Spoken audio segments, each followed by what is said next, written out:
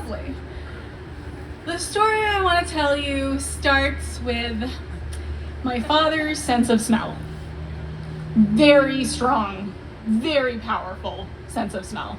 He could take like a fork that was clean and tell you what someone had eaten before it was washed. He could like come through the door and smell that you had eaten a chocolate bar that you weren't supposed to eat. It was just the wrapper waiting in the garbage can. He knew it was there. And oddly, he agreed to get this beautiful cat named Tippy, who was the light of my life when I was 7 years old. She was this beautiful gray tabby cat with a white tip on her tail, which is why we called her Tippy. And like shocking that a man with such a powerful sense of smell would agree to have this cat in the apartment, but he did, kindly. And one day things took a turn.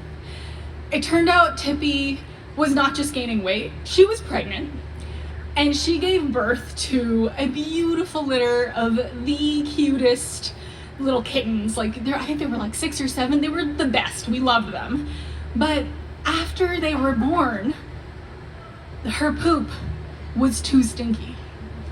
My dad would have to leave the apartment every time she took a turd. And it wasn't just her, it was her kids too. So it was very shocking. It was very upsetting for the family. My parents were also not getting along at the time. So for the children, we were like, did the parents just fight? Did the cat just take a dump? We don't know. And on top of that, we would have to clean their like wet little turds. It was awful. So eventually we had to give Tippy away. It was very sad, but we gave her away to a wonderful home. A woman named Diana Ross took her, and for 20 years, I thought it was Diana Ross of the Supremes who had my childhood cat. It's not, but it's a wonderful woman named Diana Ross. Thank you, Diana. I said goodbye to Tippy, and for about a year, there was like this little cuddly, furry hole in my heart because I needed a pet. My parents are not particularly cuddly. And on my 8th birthday, my mom took me to the pet store. And there I met the most dazzling little hamster in the world. She was so wily. I swear, she had like these little hamster biceps. She was like stronger than all the other hamsters in there. And I was like, it's her. I gotta have her. I named her Juniper because where I grew up in southern Ontario, the juniper is like in bushes and it's still small, it's a bush, but it was like the biggest bush. And I was like, yeah, that's my hamster. She's like the biggest bush. And she also had this delightful smell. It was like inexplicable, I thought my dad would like that. And she was unlike any hamster I'd ever met before. She would disappear for like hours and days. And one day the neighbor came knocking on our apartment door and was like, hey guys, I found your hamster in my laundry. And I was like, that's why she smells so good. That's why. You're so good, Juniper. And we tried to like reinforce the cage, but it was hard. It was hard keeping her in there. So we let her roam free because why keep her trapped? Her spirit was so wild.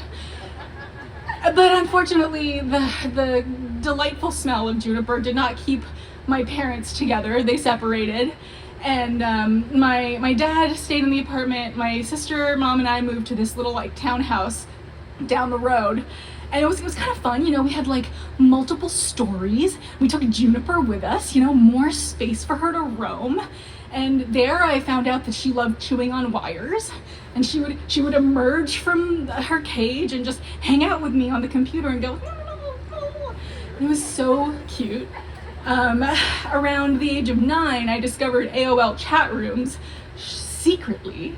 And I would go to the basement at night and be on my AOL chat rooms, and I would see Juniper down there. I would see her go into this part of the wall and like come out in the morning. And I was like, what are you doing in there, Juniper? But if you don't tell mom I'm on AOL, I won't tell anyone about this whole thing. But it turned out we had mice. Turned we had mice, and Juniper was going to hang out with her mice friends. And then, as the days and weeks went by, Juniper started getting bigger. And we were like, you know how hamsters like put food in their cheeks and it's like, oh yeah, they're just stocking up. No, she was bigger than that. She was getting real big. We were like, something's going on with Juniper. And then one day, there were not just mice. There were little red hamster mice running around. And we realized we had created little hamster mice monsters. So my mom decided it was only appropriate to call the exterminator, being the responsible adult in the house. And so she came up with this grand plan to keep Juniper in her room where there would, she would be safe while the exterminators carried out this search and destroy mission on Juniper's mice hamster children. And weeks went by and we didn't see Juniper. Juniper was nowhere to be found. And then there was just a weird feeling on the floor where we had all our bedrooms, and we were like, what's going on? And then one day, my dad came over and he smelled something. He smelled something really weird coming from my mom's room. And there was some mouse poison that she didn't know about that Juniper had eaten. And she had passed away after eating it. And my dad, bravely, with his keen sense of smell, came to get Juniper, and we buried her in the backyard.